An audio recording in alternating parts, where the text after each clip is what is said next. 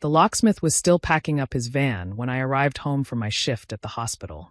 I stood there in my scrubs, holding groceries that were starting to thaw, watching him load his tools with the efficiency of someone who'd done this before. "Excuse me," I called out. "Did you just change the locks on 4B? He glanced at me, then at the Mercedes parked in the landlord's designated spot. "Talk to Mrs. Blackwood," he said, not unkindly. "I just do what I'm paid to do." My key was already in my hand, muscle memory from 3 years of coming home to this apartment. But I knew before I tried it. The metallic scratch of wrong key and wrong lock confirmed what my sinking stomach already understood. Patricia Blackwood emerged from her car like she'd been waiting for this moment. 60-something, silver hair in a perfect chignon, wearing the kind of casual clothes that scream money. The tennis outfit that had never seen actual tennis, the designer sunglasses despite the overcast day. "Stella," she said, my name sounding like something distasteful in her mouth. "Perfect timing. You changed my locks. It wasn't a question. I've reclaimed my property." She examined her manicure, bored already. "You've been nothing but trouble since you moved in. Complaints from other tenants, unauthorized occupants, that dog you tried to hide." "What complaints? What dog?" I shifted my grocery bags, ice cream definitely melting now. "Patricia, I work 12-hour shifts. I'm barely here. And I'm allergic to dogs." "Good luck proving anything," she said with a smile that belonged on a shark. "Your belongings are in storage. You can retrieve them once you pay the $500 disposal fee. This is illegal. I have a lease. I've paid rent. Have you?" She tilted her head. "I show 3 months of non-payment. Very irresponsible, especially for someone in your position." The way she said position made it clear she wasn't talking about my job as a cardiac nurse. She was talking about the things she'd made increasingly clear she had a problem with, my skin color in her lily-white building. "I have receipts," I said steadily. "Canceled checks. Bank statements. How nice for you." She was already walking back to her car. "But you can't get to them right now, can you? They're locked up with everything else you own. Run along now, before I call the police about trespassing." I stood there as she drove away, groceries defrosting in my arms, locked out of the home I'd paid for, and smiled. Because Patricia Blackwood had just made the biggest mistake of her privileged life. She thought she was evicting a tenant. She was actually handing me evidence in a discrimination case I'd been building since the day I'd signed the lease. It had started small, the way it always does. The maintenance requests that went unanswered while my white neighbors got same-day service. The sudden improvements to my apartment that always seemed to happen when I was working, leaving messes I had to clean. The noise complaints when I was demonstrably at the hospital, working night shifts. But I'm a cardiac nurse. I document everything by habit. Patient charts require meticulous detail, and that training had spilled over into my personal life. Every interaction with Patricia Blackwood, every strange incident, every random inspection that only seemed to happen to me and the Lopez family in 2C, all documented, dated, photographed when relevant. My phone was already in my hand as I walked to my car. First call, my friend Keisha, a property lawyer who'd been begging me to let her take my case pro bono. "She did what?" Keisha's voice could have stripped paint. "Please tell me you're recording this." "Always do." I set my phone on speaker, placing the ruined groceries in my trunk. "She says I haven't paid rent in 3 months. The rent you have receipts for?" "The very same. Currently locked in my apartment with everything else I own." "Oh, this is beautiful." She's so screwed. "Where are you staying tonight?" "Probably Marcus's couch." My neighbor in 4A, one of the few allies I had in the building. "But Keisha, I can't get to any of my work clothes. I have a shift tomorrow." "Document the cost of replacing them. Document everything. Every Uber ride, every meal out because you can't cook, every hour of lost sleep. We're adding it all to the lawsuit." She's claiming there were complaints. A dog that doesn't exist. Keisha laughed, actually laughed. "Let me guess, no written documentation of these complaints? No photos of this mythical dog? Just her word against yours?" "Apparently." "Stella, my friend, Patricia Blackwood just handed us a gift. Illegal eviction, violation of tenant rights, and if we can prove a pattern." She paused. "How many non-white tenants in your building?" 3 units out of 12. Me, the Lopez family, and Mr. Chin in 1A. I'd done the math months ago. And we're the only ones who get surprise inspections, denied maintenance, threatened with eviction. Pattern of discrimination. This isn't just about you anymore. This is about fair housing violations. I could hear Keisha shifting into lawyer mode. Can you get the others to talk? Already have. I pulled out my personal phone. Thank God I'd kept that in my pocket. We started a group chat 6 months ago. Everyone's been documenting per my advice. I love you. Platonically. Professionally. But deeply. Keisha was typing now. Okay, first things first. We file an emergency injunction to get you back in. Then we countersue. Then we contact the Fair Housing Authority. Patricia Blackwood is about to learn what happens when you illegally evict a tenant who takes notes. Marcus let me crash on his couch, as predicted. But first, he did something beautiful. He called a building meeting. Not officially, just neighbors gathering in the hallway, wondering why there were locksmith vans outside. Patricia locked Stella out, he announced to the gathered crowd. Changed the locks while she was at work. No notice, no legal process. That's illegal, breathed Mrs. Patterson from 4C, clutching her pearls. She was exactly Patricia's demographic. Old money, old values, old everything. Surely there's been a mistake. No mistake, I said, still in my scrubs, still holding my dead phone. Battery died 2 hours into my shift, charger locked in my apartment. She says I haven't paid rent and have been keeping a dog. A dog. Mr. Chun had appeared from the stairwell. You're allergic. You helped me with my EpiPen that time. You told me about your allergies. Patricia also says there have been complaints about me. I continued, watching faces. Noise complaints. Disturbances. From who? Mrs. Patterson looked genuinely offended. You're the quietest neighbor I've ever had. I never even know when you're home. I've documented every interaction, Marcus added. Every time Patricia's come sniffing around, asking questions about Stella. Asked me once if I'd noticed any suspicious visitors to her apartment. The Lopez family exchanged glances. She asked us the same thing, Maria said quietly. About all the strange people coming and going. We told her it was just you, going to work and coming home. She measured our doormat last week, her husband added. Said it was 2 inches over regulation. We've had the same doormat for 5 years. She told me my cooking smells were ethnic and disruptive, Mr. Chin added. I was making tea. I looked at Mrs. Patterson, the building's longest tenant, Patricia's contemporary in age and race. Has she ever complained about your cooking? Measured your doormat? Asked about your visitors? The silence was answer enough. I'm calling my son, Mrs. Patterson declared. He's a judge. This is unconscionable. By the end of the week, things had escalated beautifully. Keisha had filed the emergency injunction.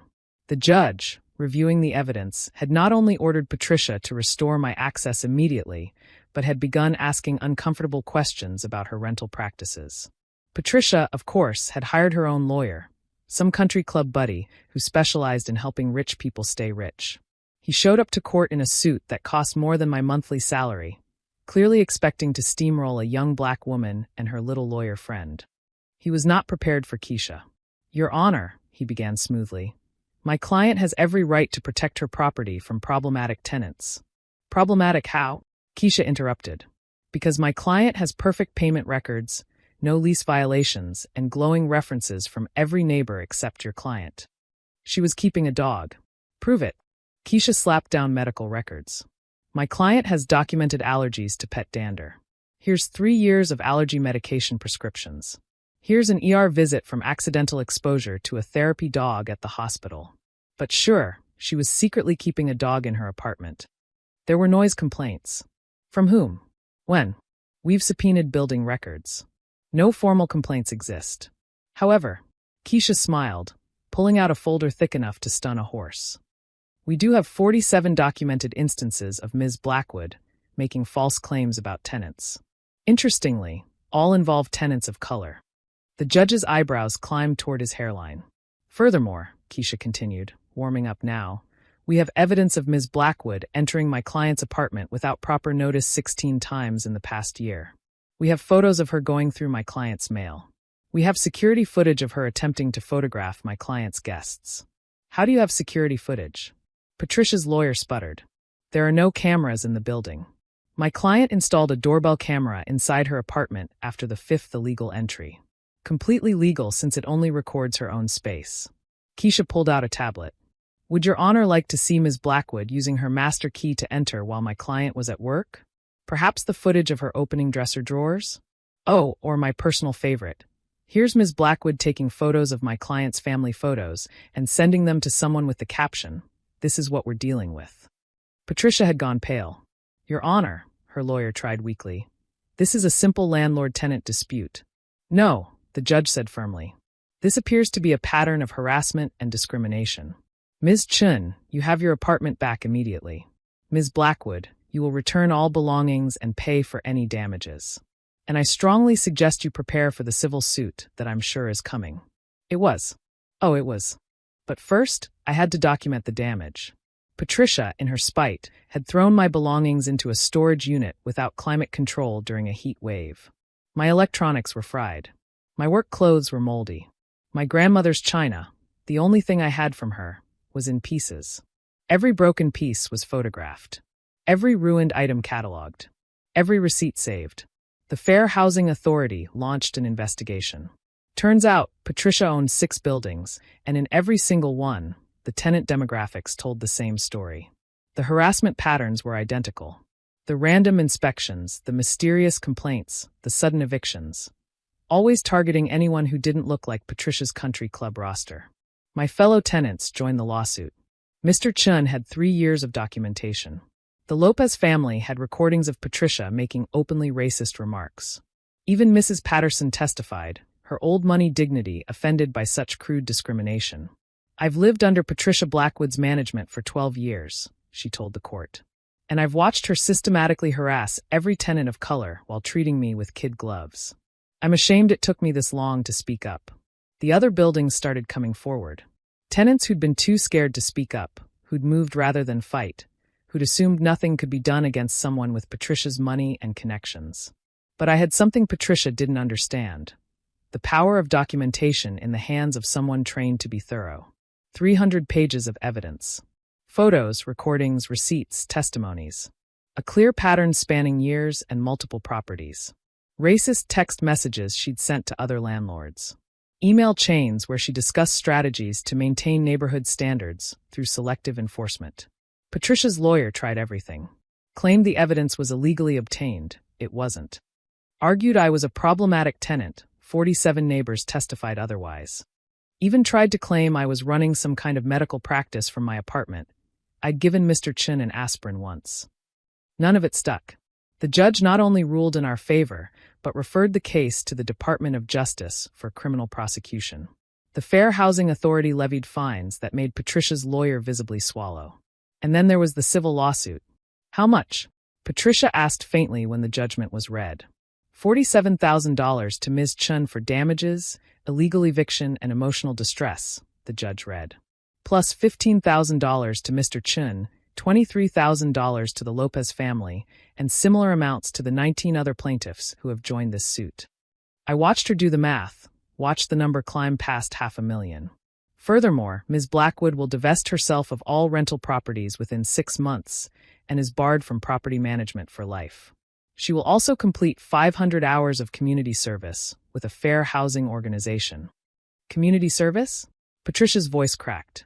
With those people, the judge said coldly, are the ones who will teach you what you should have known all along, that housing is a human right, not a privilege you get to gatekeep based on skin color.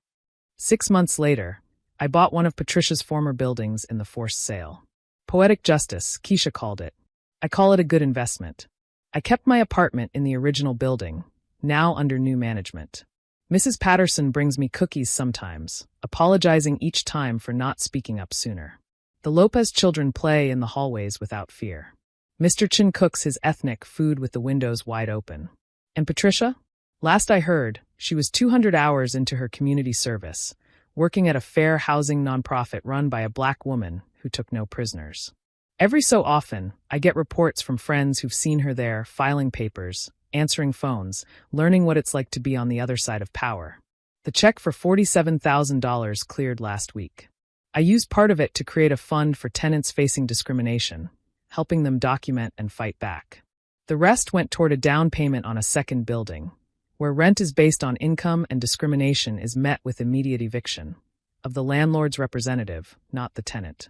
Patricia thought she was untouchable because of her money, her connections, her certainty that people like me don't fight back. She thought wrong. Never underestimate a cardiac nurse with a smartphone and a sense of justice. We're trained to document everything, to notice patterns, to save lives through attention to detail. Patricia Blackwood thought she was ending my tenancy.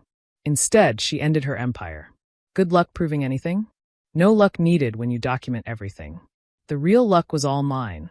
The luck of having a landlord stupid enough to put her discrimination in writing, racist enough to create a clear pattern, and arrogant enough to think she'd never be held accountable. That's the thing about documentation. It doesn't discriminate. It just tells the truth. And the truth, in black and white and time-stamped for posterity, set us all free. Except Patricia. The truth cost her everything. $47,000 was just the beginning. The real payment was watching her learn that the people she'd stepped on were strong enough to stand up, smart enough to document it, and patient enough to wait for exactly the right moment to strike back. She changed my locks that day, thinking she was locking me out. Instead, she locked herself into a fight she was destined to lose. Because I had receipts. For everything.